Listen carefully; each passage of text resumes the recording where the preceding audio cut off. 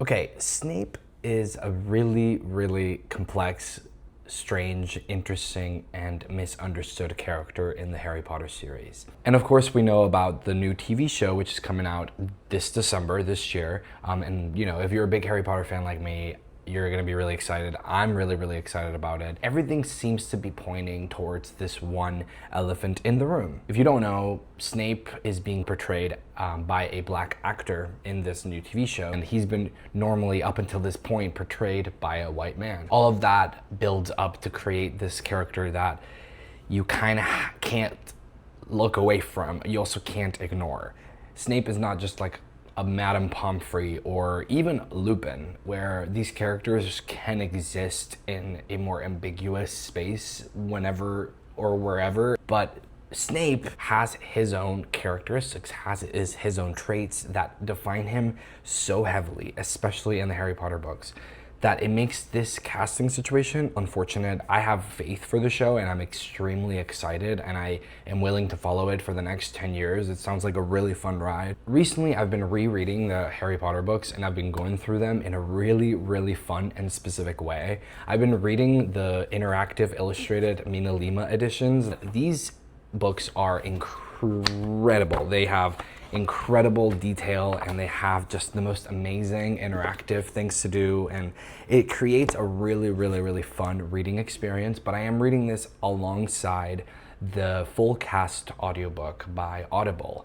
If you want to have a good time, if you are feeling depressed, I can guarantee you picking one of these up in these editions and then pairing them up with the full cast immersive audiobooks can be one of the most amazing things you can do for yourself. So that's what I've been doing, and it's what's been prompting a lot of these questions that I've had about the TV show that's coming out. And you know, reading everything and going along and understanding the narrative helps you think of how this is gonna look and how it's gonna play out and how they're gonna play it out on the screen, on TV, in modern times. First, I want to talk about Snape just as a character overall, and then I'll go more into depth. You can look at the timestamps. I talk about different things in this video because I do want to go into different things.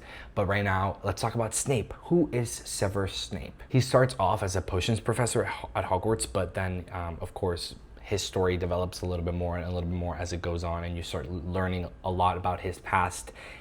And his time at Hogwarts when he was a student with Harry's parents and with other characters, and this big romantic connection or limerence that basically was the nugget of catastrophe for the rest of the fate of Harry's parents, and just basically what catapulted the rest of the story. So Snape is really important, and he holds a lot of different roles throughout the whole story, and he's been super pop culturally infamous. People either hate him or people love him. Some people are extremely in love with him.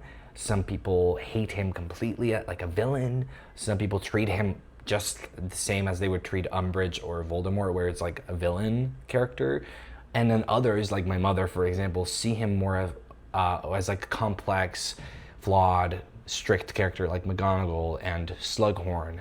So you can kind of see him and place him in different places. You can't really do that with everybody else. Hagrid and McGonagall and Pomfrey and Sprout, all of them have like very strong moral standards, whereas Snape, you never know where he's at. When the movie came out, when Harry Potter and the Deathly Hallows Part 2 came out in 2011, I went to see that with my mom and my cousin. It was the most expected thing ever. If you were there, it was a good time. And when we first saw that, and my mom had never read the books at that point, so my cousin and I were sort of expecting it on her. His whole backstory in The Prince's Tale happened, and she fell in love with him. My mom felt true sympathy for Snape, and me as a very young kid seeing all of this bloom from a series that I loved and seeing my mom be affected by this was really interesting, because I was like, oh, this character like seemed to be so horrible for so long in my head, and now he had this redemption. And because of my mom, by proxy, I kind of always felt very attached to him, like not attached to him as a character, but kind of like felt for him. And now I do understand more about the criticism of him and why I don't think that he deserves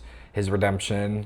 I said it, but it still makes for a very good story. It makes for a very good character, and it makes for a really good discussion. So either way, like at the end we all win, because it's a really good book. Ultimately, he doesn't really care about Harry. like ever. Can we blame him? No. But can we blame him for being horrible to him for years? Yeah. I mean, he didn't have to do that. When you read too much into it, you're just like, okay, he could have just gone and not been a bully, but he was. And can we blame him for that? Yes, because you didn't have to do that. Why be so cruel? Why be so mean? He still doesn't care about Harry either way. He still doesn't care about what's going on. And so I don't think that he deserves this redemption because he was actively very, very cruel. Now, if you've only seen the movies, which, you know, may be the case for a lot of people, Snape is cruel in the movies, but he's not as cruel as he is in the books. And that's probably something you've probably heard before, and I've heard before, but then when you read the books, and especially now that I'm rereading the books, you really realize Snape is really terrible to the kids in an almost theatrical way, which I had not clocked until today when I was reading this book and I got the idea to make this video. But I will dive into that in a little bit when I talk about book Snape specifically. Now let's talk about how Snape has been interpreted by different actors and different people. J.K. Rowling wrote this character of Snape as almost, in my head, it's almost like a cartoonish evil character, and he does read like that, especially in the first 3 books. He does read as this like stand-in cartoonish villain, but his motivations, of course, are brewing and they're very strong, and so it feels grounded in that way, and the kids really are affected by the way he is treating them. The most famous and probably the only, for now, interpretation of Snape, like that feels really solidified as Snape truly, was Alan Rickman, who died in 2016, and we all loved him a lot. He was the best of the best. He did such a good job with his character. You want to be careful. People will think you're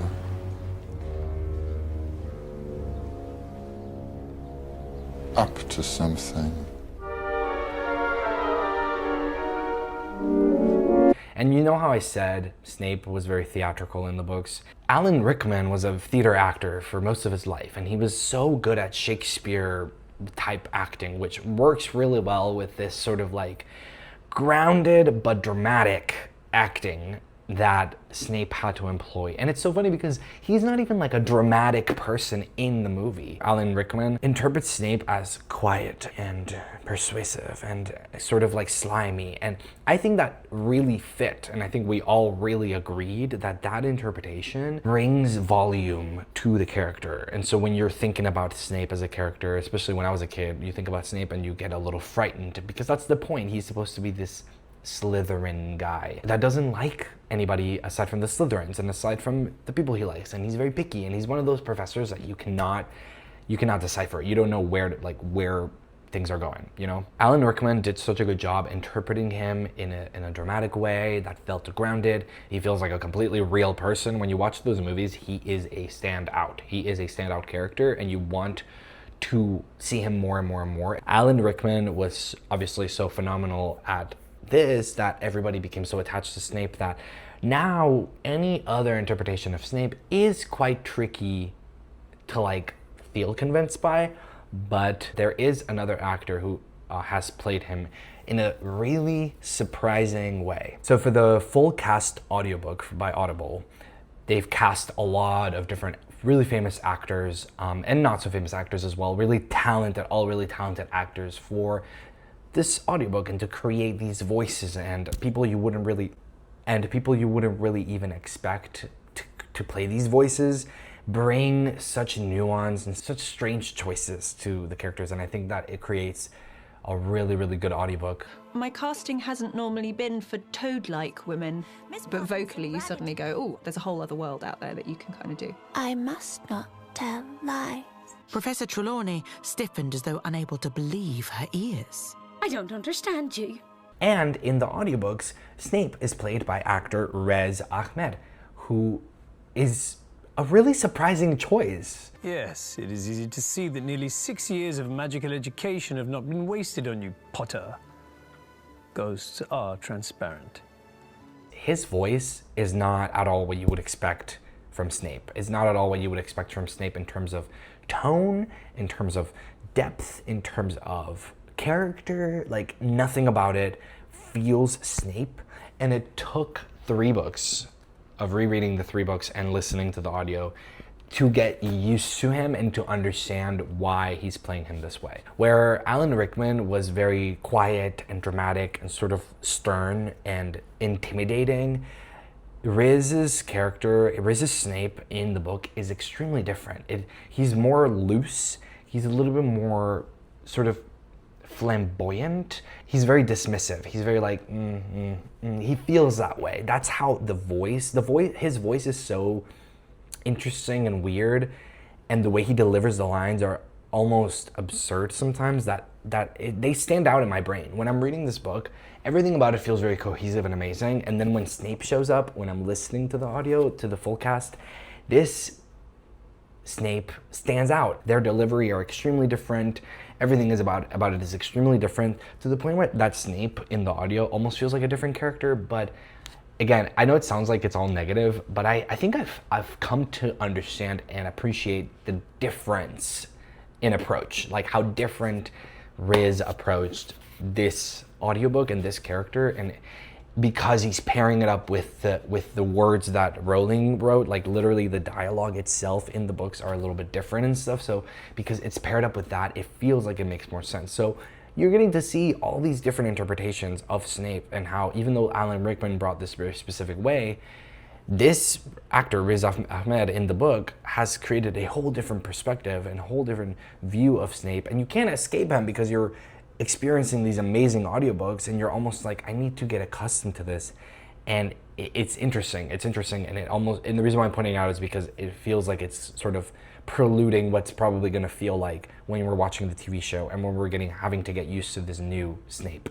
In the book, Snape is way more vengeful. He feels like he is constantly trying to make someone's life a misery, not just Harry, but somebody around, or somebody who he needs to sort of like punch over the head or something. It feels that way. Snape is constantly played out to be mean-spirited. He's always calling out Neville for, doing whatever in front of professors. He's always calling out Hermione for being a know-it-all, even though she's participating. Like, it's all of these things that it's illogical behaviors that he continues to employ on and on. And I think the reason why he's kind of chopped or sliced out of the first couple films, especially the first two films, in a way that feels more aggressive, is because I think they were trying to approach him a little bit more mysteriously, whereas in the books, like, he's just completely out there in his meh. I think this makes for a really tricky interpretation of him later on in the show. Whether he's going to be coy and stern like the movie, or if he's going to be more theatrical and more vengeful like the book, or if he's going to be something different. Like, he can be something different because of how complex Snape is. That's kind of like my point, is that it can become this more complex thing. I keep saying that word, complex. I'm just gonna keep saying it, because guess what? Snape was complex. His cruelty in the books is unmatched. There's nothing like it in the movies. In the movies, you watch this and it feels like when you're reading or watching Matilda, where it's like the trope of the bad professor. And it's like very British as well, and you just sort of like, okay, let's give it to me. And when you're watching the movies, it feels like that's the purpose of him, like, still to have this really good grounded performance and stuff. But when you're reading the books, he doesn't feel like a device of like the evil professor. Like I said, he does kind of feel like a stand-in for a villain, but he doesn't feel like a device for an evil professor. He just feels like he's this villainous, mean-spirited guy. And I think Rowling, because she was trying to insert that, like, trying to be very, very, very, very, very mean, so that way the impact of him being very, very, very, very, very damaged is big or whatever. But is it, you know what I mean? I don't know. But now, how is he going to work in a TV show being portrayed by a black man? I come to it from a perspective of like, I already want to watch the show. I already want to see it. I'm already going to. I already like it. You know what I mean? Like, I'm personally coming to this issue like this, And that way I can kind of separate myself really far away from the issue and really say and admit how horrible of a decision it is to have him be played by a black guy, because there is no reason to grab this character that is extremely unlikable and grimy and gross and mean-spirited and villainous for years and years to these kids for no reason, to be suspected at all these different reasons, and have the one professor of color, the one character of color, really. Oh, but Angelina Johnson. Oh, but Dean Thomas. Oh, but what's his name? Kingsley Shacklebolt. I just remember that as I took out a fuzz out of my mouth. It's not so poetic. Kingsley Shacklebolt. Yeah. Oh, you say all of these characters. They are not main characters. These are stock characters that Rowling created, just like Cho Chang, bro. Just like Seamus Finnegan. We can point out her absurdities while still loving her story. We can do that. We can definitely do that. It's not that. It's Snape. Why does it have to be him that we have to ostracize? Why does it have to be him that we have to scrutinize, right? Like, why him? Why not? I thought Madame Pomfrey or Professor Sprout could have been black women, or anyone else, right? I thought Lupin could have been a man of color. Like, I think that it works really well. Him, totally. But nope, right? Whatever, fine. So why Snape? Why Snape? And that's just gonna be my question forever. It's like the decision of like, oh, let's make the complex guy that's misunderstood actually, you know, like embody that misunderstanding for the whole audience to see. And it's gonna be this sort of like moral thing where they're gonna feel so angry at him, and they're not gonna know if it's because he's black. Like, what? But it doesn't that all sound sort of like kind of what it's looking like? But at the same time, I have faith. The TV show does look very promising to me. It looks detailed. Of course, we know that this is the most expensive TV show ever produced in history. So we all know that it's at least going to be production value-wise amazing, which is what Harry Potter needs, because Harry Potter does need a lot of that immersiveness that is created by the details in the story and in the world, which is really fun. And so I think that that's going to be a really interesting time to see the characters bloom in that way. I think it's just unfortunate that Snape is going to be portrayed this way. I'm sure that Papa Isidio is going to play amazingly as Snape. I know he's going to probably bring this sort of like darkness and weirdness, and like I can see him bringing the ostracized Snape while still being very intelligent. The Snape in the movies felt a little bit more like it needs to be organic. And if it's not, which it might not be for many people already, and that's fine, then it won't work. It doesn't work. It doesn't work if it's not organic. The reason why the books feel so incredible when you read them, no matter what, no matter if you read them just physically, or if you read this while listening to the full cast and you get the most immersive experience, it doesn't matter. You still get the good parts of the story, and the good, like you really get the goods when you read the books. But I will be watching the show in December. You best bet I will be there. Thanks so much for watching. And you know what? If you want to boycott it, that's great. I support it, honestly, because at least I have this, right? Oh yeah, go read this, genuinely. What are you doing?